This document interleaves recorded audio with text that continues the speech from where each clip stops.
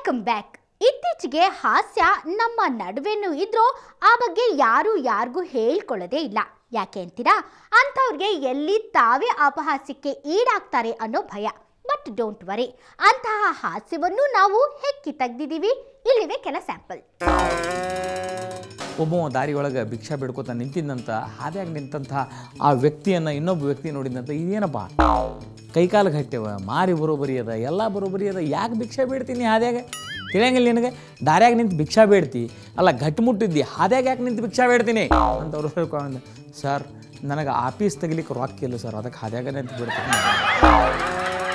ಗಂಡ ಹೆಂಡತಿ ಇಬ್ಬರು ಇದ್ರಂತ. ಗಂಡ ಹೆಂಡತಿ ಅಂತಂದ್ಮೇಲೆ ಈಗ ನೋಡ್ರಿ, ಹೆಂಡತಿ ಆದ್ಮೇಲೆ ಮುಗಿದೋತು, ಹೆಂಗಿದ್ರು ನಾವು ಸ್ವೀಕರಿಸ್ಬೇಕಾಗ್ತದೆ, ಗಂಡ ಹೆಂಗಿದ್ರು ನಾವು ಹಂಗೆ ತೊಗೋಬೇಕಾಗ್ತದೆ. ಏನು ಮಾಡ್ಲಿಕ್ಕೆ ಆಗಲ್ಲ, ಯಾಕಂದ್ರೆ ಲೈಫ್ ಪಾರ್ಟ್ನರ್ಸ್ ನಾವು.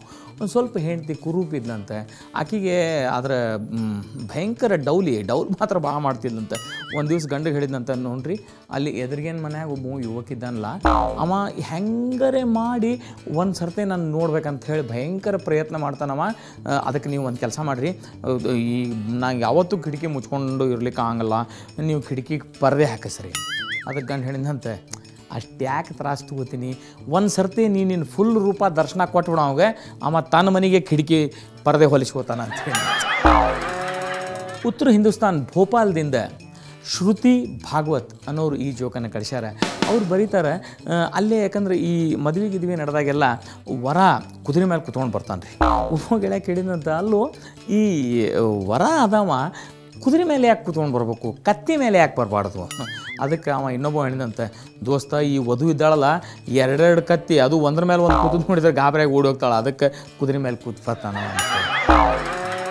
ಒಬ್ಬ ಡಾಕ್ಟ್ರ್ ಹತ್ರ ಬಂದಂತೆ, ಡಾಕ್ಟ್ರಿಗೆ ಹೇಳಿದಂತೆ, ಡಾಕ್ಟ್ರ್ ನಂಗೆ ಆಗಾಗ ಭಾಳ ತಲೆ ಸುತ್ತು ಬರ್ತದೆ. ಡಾಕ್ಟ್ರ್, ಓಹೋ ನಿಶಕ್ತಿನ ಕಾರಣ ಇದಕ್ಕೆ. ಹೌದಾ ಡಾಕ್ಟ್ರ್, ನಂಗೆ ಅಷ್ಟಲ್ಲ ಮೈ ಕೈಯೂ ಭಾಳ ನೋವು ಆಗ್ತದೆ. ಡಾಕ್ಟ್ರ್, ಹೌದಾ ನಿಶಕ್ತಿನ ಇದಕ್ಕೆ ಕಾರಣ. ಅಷ್ಟಲ್ಲ ಡಾಕ್ಟ್ರ್, ನಂಗೆ ಹಸಿವು ಆಗಲ್ಲ. ಹೌದಾ ನಿಶಕ್ತಿಯಿಂದನೇ ಹಿಂಗಾಗ್ತದೆ ಡಾಕ್ಟ್ರ್, ಎಲ್ಲದಕ್ಕೆ ನಿಶಕ್ತಿ ಅಂತಿದ್ರು. ಆಮೇಲೆ ಅಡ್ಡಿಲ್ಲ, ನಿನಗೆ ಜ್ವರ ಗಿರ ಏನಾರ ಬಂದಾವಂತೆ ಚೆಕ್ ಮಾಡು ಅಂತ ಹೇಳಿ ನನ್ನ ಕೈಗೆ ಥರ್ಮಾಮೀಟ್ರ್ ಕೊಟ್ಟರು. ಅದಕ್ಕೆ ಇವರು ಕೊಡೋ ಮುಂದೆ ಅವ ಇಸ್ಕೊಳ್ಳೋ ಮುಂದೆ ಏನೋ ಒಂಚೂರು ಮಿಸ್ಟೇಕ್ ಆಗಿ ಕೆಳಗೆ ಬಿತ್ತು. ಡಾಕ್ಟ್ರು ಅಂದ್ರೆ, ಏಯ್ ಹಿಂಗೆ ಯಾಕೆ ಆತಿದ್ದು ಅಮ್ಮ ಅಂದ. ಡಾಕ್ಟ್ರು ನಿಶಕ್ತಿಯಿಂದ ಬಿತ್ತು ಕೆಳಗೆ. ಪೈಲ್ವಾನ್ ಒಬ್ಬ ಇದ್ದ. ಒಂದು ದಿವಸ ಅವ ಮಳೆ ಬರ್ಲಿಕ್ಕತ್ತಿತ್ತು, ಮಳೆಗೆ ಹೊಂಟಿದ್ದ, ಛತ್ರಿ ತೊಗೊಂಡು ಹೊಂಟಿದ್ದ. ಲಟ್ಟ ಛತ್ರಿ, ಹಳೆ ಕಾಲದ ಛತ್ರಿ ನೀವು ನೋಡಿರ್ಬೇಕು ರೀ, ಕರೆ ಛತ್ರಿ ಇರ್ತದೆ, ಇಂಥ ಲಟ್ಟ ಹ್ಯಾಂಡಲ್ ಇರ್ತದೆ. ಅದನ್ನು ತೊಗೊಂಡು ಅಗದಿ ಸ್ಟೈಲಿಶ್ ಆಗಿ ಬಂದ. ಒಂದು ಚಾದ ಅಂಗಡಿಗೆ ಚಹಾ ಕುಡಿಯೋ ಟೈಮ್ ಆಗಿತ್ತು, ಹೀಗಾಗಿ ಛತ್ರಿ ಇಳಿಸಿದ, ಅದರ ಮೇಲೆ ಬರೆದಿಟ್ಟ, ನೋಡ್ರಿ ಇದು ಎಂಥ ಪೈಲ್ವಾನೊಂದು ಛತ್ರಿ, ಅಕಸ್ಮಾತ್ ಇದನ್ನು ಯಾರೇ ತೊಗೊಂಡು ಹೋದ್ರಿ ನಿಮ್ಮ ಸ್ಥಿತಿ ನೆಟ್ಟಗಾಗಲಿಕ್ಕಿಲ್ಲ.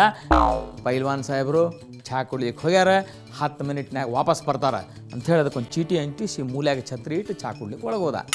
ಬಂದು ನೋಡ್ತಾನೆ, ಅಲ್ಲಿ ಛತ್ರಿ ಇಲ್ಲ, ಬರೀ ಚೀಟಿ ಇತ್ತು. ಅದು ಚೀಟಿ ಬೇರೆದು ಒಂದಿತ್ತು. ಇದನ್ನು ಒಬ್ಬವ ಓಟಗಾರನಾದಂಥ ಅನಿಲ್ ತೊಗೊಂಡು ಓಡಿ ಹೋಗ್ಯಾನ.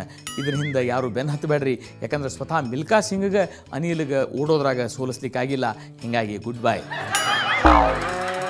ಗಂಡ ಹೆಂಡತಿ ಇಬ್ಬರು ಮಾತು ಬಿಟ್ಟರು, ಜಗಳ ಆಡಿದರು. ಹೀಗಾಗಿ ಒಬ್ರಿಗೊಬ್ರು ಮಾತಾಡ್ತಿದ್ದಿಲ್ಲ. ಆದ್ದರಿಂದ ಅವ್ರು ಒಬ್ರಿಗೊಬ್ರು ಚೀಟಿ ವ್ಯವಹಾರ ಶುರು ಮಾಡಿದರು. ಸರಿ, ರಾತ್ರಿ ಒಂದು ದಿವಸ ಚೀಟಿ ಬರೆದಿಟ್ಟ, ಮುಂಜಾನೆ 5 ಗಂಟೆಗೆ ಡ್ಯೂಟಿಗೆ ಹೋಗಬೇಕು, ದಯವಿಟ್ಟು ನನ್ನ ಲಗುನ ಎಬ್ಸು ಅಂಥೇಳಿ. ಸರಿ, ಮಲ್ಕೊಂಡು ಆಕಿ ಎಬ್ಬಿಸ್ಲೇ ಇಲ್ಲ. 7 ಆತು, ಇವಾಗ ಎಚ್ಚರಾತು. ನೋಡ್ತಾನೆ, ಆಕಿನೂ ಒಂದು ಚೀಟಿ ಬರೆದಿಟ್ಟಿದ್ಲು, 5 ಆಗ್ಯದ, ಎದ್ದು ನೀ ಡ್ಯೂಟಿಗೆ ಹೋಗು. 14 ವರ್ಷದ ಹುಡುಗಿ ಮತ್ತೊಂದು 16 ವರ್ಷದ ಹುಡುಗ ಈ ಲಗ್ನದ ರಿಜಿಸ್ಟ್ರೇಷನ್ ಆಫೀಸಿಗೆ ಹೋದ್ರಂತ. ಅಲ್ಲಿ ಕೇಳಿದ್ರಂತ, ಮ್ಯಾರೇಜ್ ಲೈಸೆನ್ಸ್ ಬೇಕಾಗಿತ್ತು ನಮ್ಗೆ. ಒಂದು ನೋ ಹೆಂಗೆ ಕೊಡ್ಲಿಕ್ಕೆ ಆಗ್ತದೆ, ನಿಮ್ಗೆ ಇನ್ನೂ ವಯಸ್ಸಾಗಿಲ್ಲ, ಹೆಂಗೆ ತೊಗೋತೀರಿ ನೀವು? ಅಲ್ಲ ಸರ್, ಇದು ಅಂದ್ರೆ ಇದು ನಾವು ವಿದೇಶದ ಮಾತು ಹೇಳಿಕತ್ತೆ, ನಿಮ್ಗೆ ವಿದೇಶದಾಗ ಮ್ಯಾರೇಜ್ ಲೈಸೆನ್ಸ್ ಅಂತ ಕೊಡ್ತಾರಂತ, ಅದಾದ್ಮೇಲೆ ಲಗ್ನ ಆಗ್ಬೋದಂತ. ಇವ್ರು ಮತ್ತೆ ಕೇಳಿದ್ಕೊಳ್ಳಿ, ಇಲ್ಲಲ್ಲಪ್ಪ no I cannot give one ಅಂತ. ನೋಡಿರಿ ಸರ್ ಪ್ಲೀಸ್ ಸರ್, ನೋಡಿರಿ ಈಕಿಗೆ 14, ನನಗೆ 16, ನೀವು ದಯವಿಟ್ಟು ಲೈಸೆನ್ಸ್ ಕೊಡ್ರಿ. ಅವ ಇಲ್ಲ, ನಾ ಹೇಳಿದ್ದೆ ನಿಮ್ಗೆ ಕೊಡ್ಲಿಕ್ಕೆ ಆಗಲ್ಲ ಅಂತ. ಅಟ್ಲೀಸ್ಟ್ ಲರ್ನಿಂಗ್ ಲೈಸೆನ್ಸರೇ ಕೊಡ್ರಿ ಅಂತ.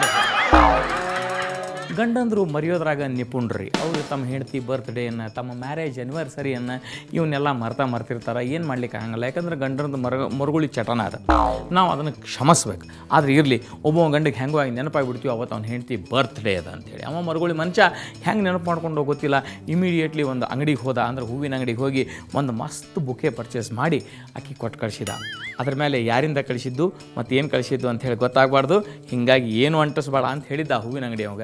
ಆಯ್ತು ಅಂಥೇಳಿ ಅದನ್ನು ಕಳಿಸಿದ ಆ ಹೂವಿನ ಅಂಗಡಿ ಇವ ಆಫೀಸಿಗೆ ಹೋದ. ಆಫೀಸೆಲ್ಲ ಕೆಲಸ ಮುಗೀತು. ಮನೆಗೆ ಸಂಜೆ ಮುಂದೆ ಬಂದ, ನೋಡ್ತಾನ ದೊಡ್ಡ ಬುಕ್ಕೆ ಮನ್ಯಾಗ. ಹೆಣ್ತಿನ ಕರ್ಕದ, ಯಾರು ಕಳಿಸ್ಯಾರ ಇದನ್ನು? ಯಾರವ ಕಳಿಸ್ದವ?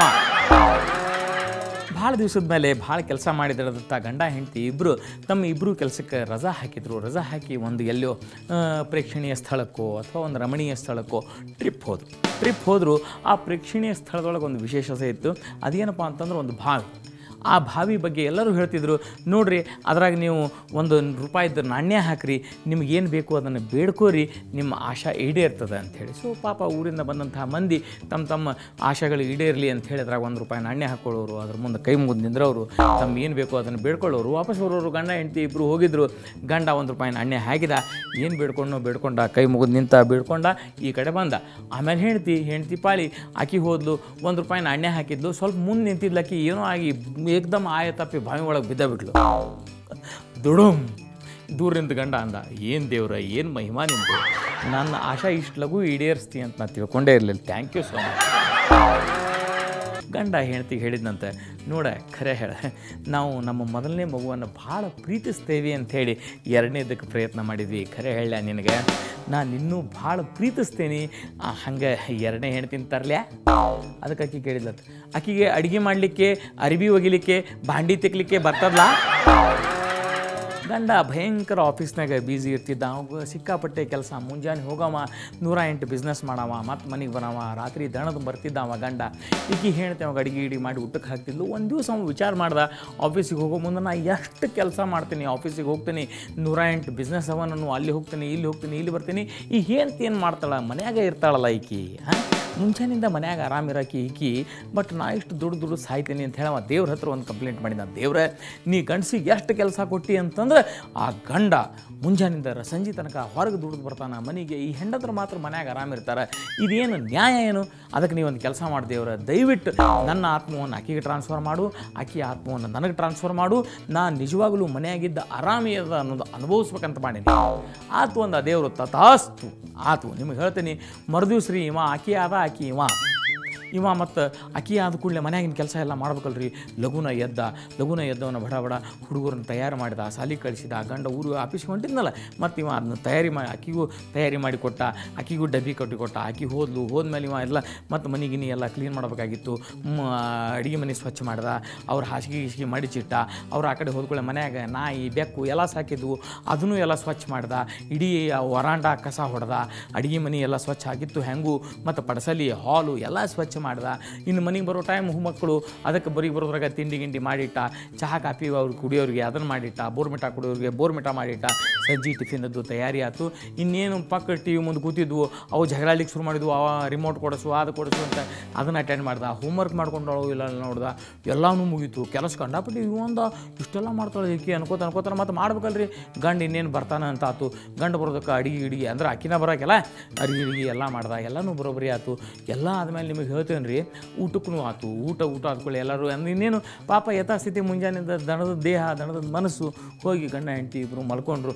ಮರುದಿವಸ ಮುಂಜಾನೆ ಎದ್ದು ಕೂಡಲೇ ಇವ ಮತ್ತೆ ದೇವ್ರ ಮುಂದೆ ಹೋಗಿ ಅಂತ, ದೇವ್ರೆ ಗೊತ್ತಾತಪ್ಪ ನನ್ನ ಹೆಂಡತಿ ಕಷ್ಟ ಏನದ ಅಂಥೇಳಿ, ಆಕೆ ಎಷ್ಟು ತ್ರಾಸ ಪಡ್ತಾಳೆ ಅಂತ ಗೊತ್ತಾಗ್ಯದ ನನಗೆ. ಇನ್ಮೇಲೆ ನಾ ಆಕೆ ಬಗ್ಗೆ ಕಂಪ್ಲೇಂಟ್ ಮಾಡೋಂಗಿಲ್ಲ, ಮತ್ತೆ ಚೇಂಜ್ ಮಾಡಿಬಿಡು ದೇವ್ರೆ.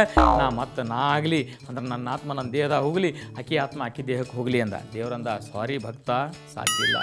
ನಿನ್ನೆ ರಾತ್ರಿ ನೀ ಮಲ್ಕೊಂಡಿಲ್ಲ, ಇನ್ನು 9 ತಿಂಗಳ ಏನೂ ಮಾಡ್ಲಿಕ್ಕೆ ಆಗಂಗಿಲ್ಲ, ನೀ ಹಡದ ಮುಂದೆ ಬರೋದು. ಕಾಲೇಜ್ ಗೆಳತಿಯರು ಇಬ್ಬರು ಮಾತಾಡ್ಲಿಕ್ಕೆ ಹತ್ತಿದ್ರು. ಈಗೀಗ ಇಂಡಿಯನ್ ಸ್ಟೈಲು ವೆಸ್ಟರ್ನ್ ಸ್ಟೈಲು ಎಲ್ಲ ಭಾಳ ಬಜ ಆಗ್ಯಾವ್ರಿ. ಅಂದರೆ ಎಲ್ಲ ಮಿಕ್ಸ್ ಆಗಿಬಿಟ್ಟಾವ. ಖರೆ ಯಾವ ಸ್ಟೈಲ್ ಫಾಲೋ ಮಾಡ್ತಾರಂತ ಗೊತ್ತಾಗಲ್ಲ. ಗೆಳತಿಯರು ಇಬ್ಬರು ಇದ್ದರು. ಆಕೆ ಲಗ್ನ ಫಿಕ್ಸ್ ಆಗಿತ್ತು. ಆಕೆ ತನ್ನ ಮ್ಯಾರೇಜ್ ಉಂಗುರವನ್ನು ಅಂದರೆ ಮ್ಯಾರೇಜ್ ರಿಂಗನ್ನು ಒಂದು ತಪ್ಪಾದ ಬೆರಳಿಗೆ ಹಾಕ್ಕೊಂಡಿದ್ಲು. ಈಕೆ ಕೇಳಿದ್ಲು, ಯಾಕೆ ರಾಂಗ್ ಫಿಂಗರ್ ಅಂದರೆ ನೀ ತಪ್ಪು ಬೆರಳಿಗೆ ಯಾಕೆ ಆ ಮ್ಯಾರೇಜ್ ರಿಂಗನ್ನು ಹಾಕ್ಕೊಂಡು? ಏನು ಮಾಡಲಿ, ನಾ ತಪ್ಪು ಮನುಷ್ಯನ ಲಗ್ನ ಆಗಿದೆ. ಈಗಾಗಲೇ ಮಸ್ತ್ ಮನುಷ್ಯರ ಜೋಕ್ಸ್ ಎಲ್ಲೆಡೆ ಫೇಮಸ್ ಆಗ್ತಿದೆ. ಗೆಳೆಯರ ನಡುವೆ ಹೇಳ್ಕೊಂಡು ನಗೋ ಹಾಸ್ಯವನ್ನ ನಮ್ಮ ಕಾರ್ಯಕ್ರಮದ ಮುಖಾಂತರ ಎಲ್ರಿಗೂ ತಿಳಿಸಿ ನಗಿಸ್ತಾರೆ ಈ ಮಂದಿ. ಅವರನ್ನ ಭೇಟಿ ಮಾಡೋಕ್ಕೂ ಮುನ್ನ ಒಂದು ವಿರಾಮ.